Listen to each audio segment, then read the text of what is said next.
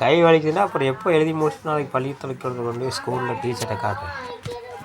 டீச்சர்ட்ட அப்புறம் எப்படா காட்டுறேன் கொண்டு போய்?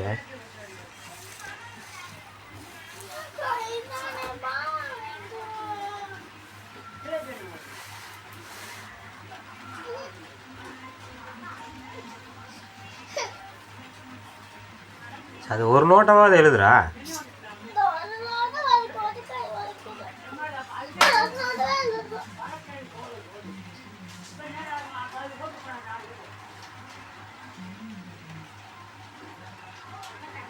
என்ன பாரு, டேய் எழுதிருக்கி ஒரு நோட்டு.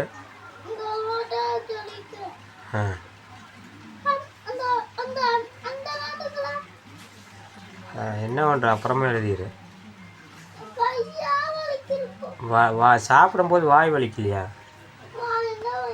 இப்போ சாப்பிட்ற இல்லை, அதே மாதிரி தான் இதே எழுதுறேன்.